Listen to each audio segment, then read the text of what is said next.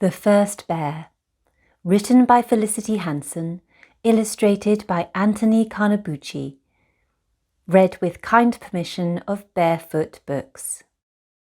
This is the story of how the first bear came into the world. The Great Bear lived up in the sky. No one could remember a time when he had not been there. At night, when the sun had gone to bed, he shone down on the earth, for the Great Bear is all made of stars, and he shines brightly in the darkness.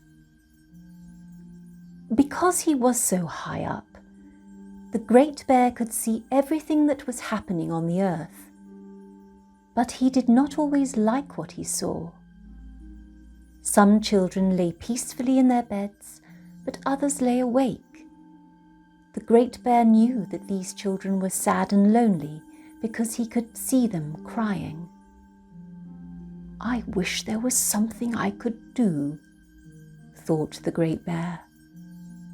But he could not go down and comfort the children because he is all made of stars, and stars cannot leave the sky.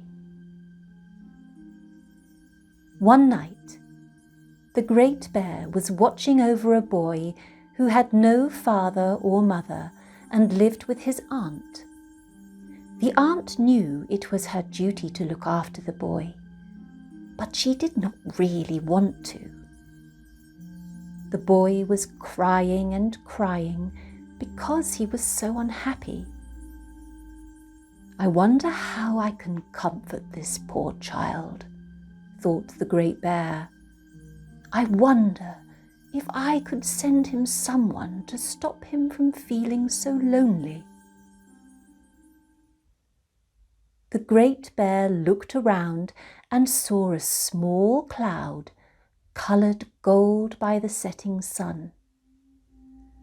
The Great Bear sucked in his breath,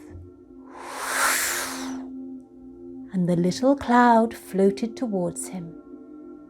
He sucked in his breath again, and the cloud came close enough to reach. He took it gently in his starry paws and made it into the shape of a bear. It was a soft, golden colour with warm brown eyes. The Great Bear held the first bear close against the star that was his heart. The bear sneezed and blinked. "Bless you," said the Great Bear, as the first bear took his first breath. Then the Great Bear told the first bear why he had made him. "I'm going to send you to Earth to be a friend to a lonely boy," said the Great Bear. "I may be far away, but I shall watch over you both and make sure you do not come to any harm. You must take good care of the boy, but remember, as soon as he leaves home, you must come back to me. Otherwise, something awful might happen. You might get locked up in a dusty attic with the rest of his toys, or even thrown away. So as soon as the boy packs all his things into a suitcase, you must go outside that very night. I'll see you and bring you back up here, and you will become a new star." Then the Great Bear called to the moon, and the moon shone a moonbeam down through the boy's bedroom window. The Great Bear put the first bear at the top of the moonbeam, and the first bear slid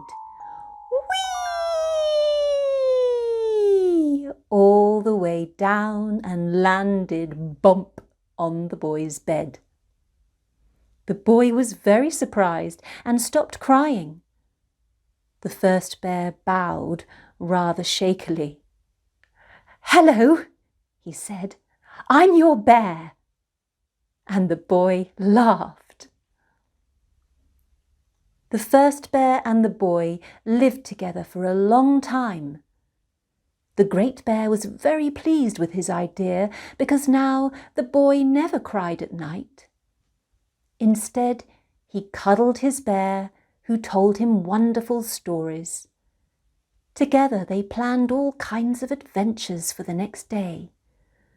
Sometimes, at night, when the boy was asleep, the first bear would creep out into the garden and tell the great bear all about their adventures.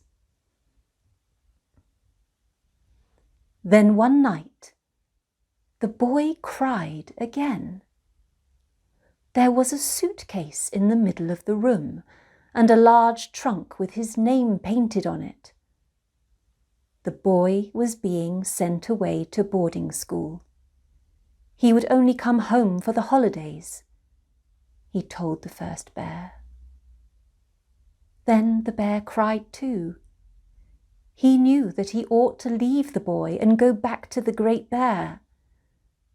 He thought about becoming a new star and how lovely that would be, but he knew he could not leave his boy to go off to a strange place all by himself.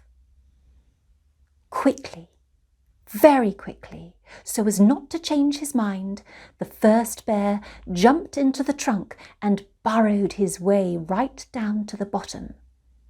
He put his paws over his eyes to make sure that the great bear could not see him. The boy found a safe place for his bear at school. Every night he would climb into the boy's bed and tell him stories, but he never went out to tell the great bear what they had been doing. Far away in the night sky, the great bear worried about the first bear. He looked all around the house, but he could not see him anywhere, even in the attic. When the aunt took out the rubbish, he looked to see if there was a golden ear or a paw peeping out anywhere. He asked the moon, but she had not seen the first bear either. The great bear was so lonely without the first bear that he searched for him night after night. At last, he found the school where the first bear and the boy were staying. The great bear called down softly from the sky, "First bear, first bear, are you all right? Please come outside and talk to me. I'm not cross with you. I miss you." The first bear heard him and crept outside. He too had missed his talks with the great bear. "I'm sorry," the first bear said right away. "I didn't do what you said. The boy had to come to this school and I knew he'd be lonely without me. You sent me to be his friend, and friends share everything.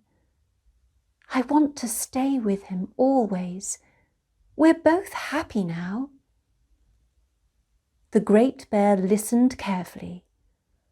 At last he said, "I don't know what to do. You see, everything was going so well that I have made thousands of little bears. I want every child to have one. But how can I be sure that the bears will all be all right? If the boy's aunt had found you after he had left, she would have thrown you away. That was why I asked you to come back to me. But if the aunt had had a bear of her own when she was little, perhaps she would have been kinder," said the first bear.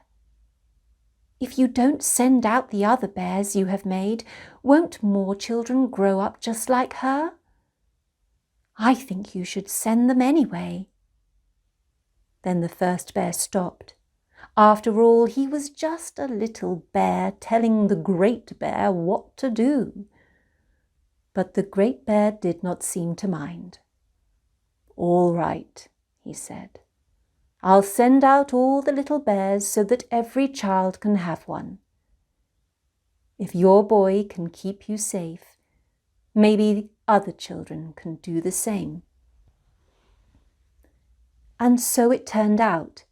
Soon thousands of lonely children had bears for company, and they all took good care of them. As for the boy and the first bear, they stayed together always. When the boy grew up and had children of his own, he searched and searched until he found the right bear for each and tucked it into the cradle. He did the same for his grandchildren, and he would have done the same for his great-grandchildren. But by now the boy was an old, old man, and soon it would be time for him to leave the earth.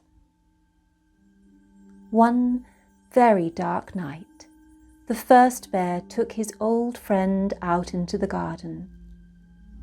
The Great Bear lifted them both up into the sky, and they became new stars.